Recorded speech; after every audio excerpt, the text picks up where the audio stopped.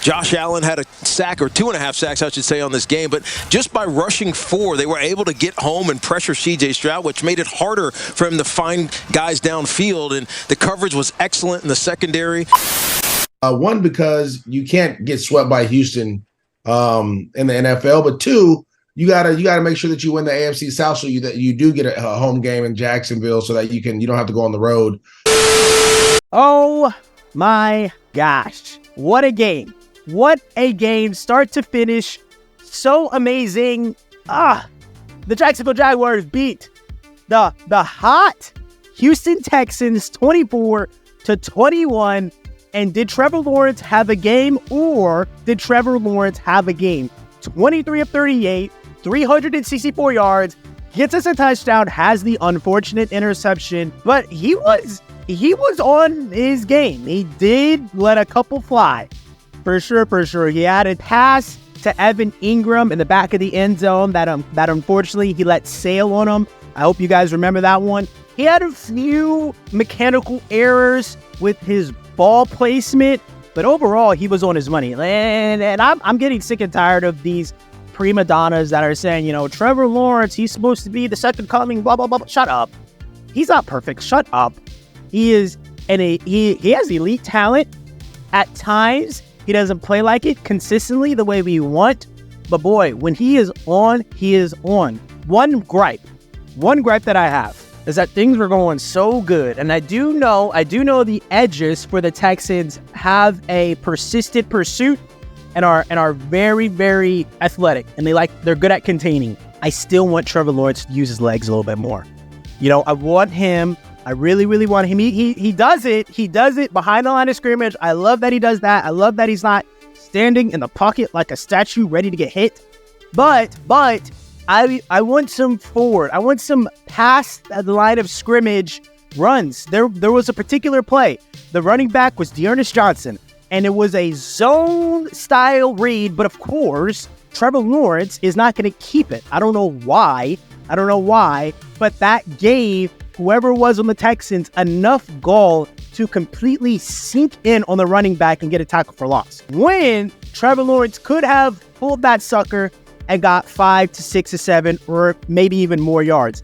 I'm assuming that either Trevor Lawrence has not practiced it, does not want to practice it, or maybe the team does not want him to practice sliding because his value. But I just think with his athleticism and with his size, he's so massive. I personally believe some zone reads every now and then would not be too bad. But A- performance for Mr. Trevor Lawrence. Travis Etienne, this mother effer runs so vigorously hard. 20 carries for 56 yards, all 20 carries, a man. All right. And so some box score analyst dudes, they're going to look at this and say, 2.8 yards average. And that's what sucks about football. Is that Travis Etienne, some jabroni, maybe some fantasy guy that has him is going to say, they only got this from... Shut up. Travis Etienne, you're a dog. You've always been a dog. You will continue to be a dog. I'm so happy that you're with your Clemson quarterback, and I can only imagine what great, amazing things are to come into your future. Calvin Ridley. What did I tell you guys on the last video? What did I tell you about Calvin on the last video? How many corners, how many players, how many defensive guys did I say could guard Calvin Ridley? In the league, in the whole league. I'll do this for you. On the planet. Let's get crazy. On the planet. How many men and women, whatever, how many could guard Calvin Ridley one-on-one? 101. Calvin goes 5 receptions on 6 targets, 89 yards. He gets a tutty and a 2-point conversion and what looked like the same play back-to-back, right? His ability to run in the slot, to run on the outside, he still needs carries in the backfield. Calvin Ridley needs to be overused, guys. Overused, overproduced. He needs to be put into a situation where, he could get hurt. And I'm saying that to, of course, he not get hurt. But I think you guys need to drain every bit out of that boy. Because I think he is a dog. I think he is special. And he is one of the receptions that he had. It didn't make sense. It did not make sense. It was on Derek Stingley Jr. And Derek Stingley He jumps this ball so beautifully, just barely misses it, and Calvin has a dude on him. Pause. And he makes this reception. And you see Derek Stingley on the ground, batting the ground, and the bat on the ground was just like, damn, he caught it. It wasn't like, damn, I missed it, right? So, Calvin, keep working, keep doing your thing. Christian Kirk, 4 receptions, 89 yards, and the man with the plan. Ability to get a flag is an art. The ability to get a pass interference call, and Jaguars fans, we got to be real, we got to be honest, and the game's over, you won. If those pass interference calls were on y'all, you know, your defensive back, you guys would be pissed. You're happy because it's on you, but y'all will be pissed. But I'm saying that to say Christian Kirk, to sell those flags like the 2 back-to-backs that he did to get into the red zone, that's art. That's ability. And so kudos to you. I would love that. And a 57-yarder. Man, Christian Kirk, I say it every video that I make, but it's only because, you know, people have short-term memory, or people can't rewind back to, you know, news, breaking news, drama.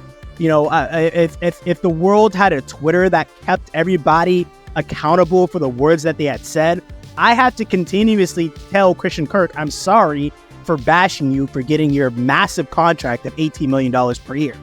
And there are Jaguars fans that need to be apologizing to him also, because I did not hear one human being on earth besides the Christian Kirk family and friends household that were bashing or that were praising the contract, okay? Not one.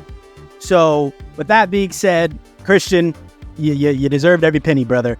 And then defensively, man, Josh Allen, how do I want to say this? I've always loved you coming out of Kentucky. I always thought you were athletically gifted, you're alpha, you're a man amongst boys, physically, and of course, you know, figuratively. You are second in franchise histories in sacks. I believe it was 38. You get 2.5 in this game against an offensive line that was holding people up. An offensive line that is legit. I'll go a step further. Against a left tackle in Laramie Tunsil, who is one of the elites. One of the elites in the league. And you didn't care. You just didn't care. You messed around. You got 2 sacks, 2.5 sacks, and 2 tackles for loss, and 4 quarterback hits. CJ Stroud felt your presence the entire game. Travon Walker, Mr. Disruptor, welcome to the party. You get a half of a sack, QB hit, but I saw your engine all game. You were on your A game. I love it. And of course, Aluakan, you're a dog. Number 23, I'm pretty sure he's my favorite on the defense, just because I still don't know how to say his name, but I love it. I love him. I love where this team is going. You're 5-0 away as a team. I love that a lot. I highly doubt y'all will get that number 1 seed. Y'all possibly can, but there's a chance, even if you have to go to someone's house in the second round, let's say you win the division, you'll have home field advantage, but if you go to a higher seed, you'll have to go away. I like y'all's chances. Right now, y'all are 5-0 away. So there's something to that story. Having 3 losses at home, there's got to be a reason why that's happening. You guys got to figure that out. But to have the undefeated away record, that means that mentally, you guys are in a different zone on the away games.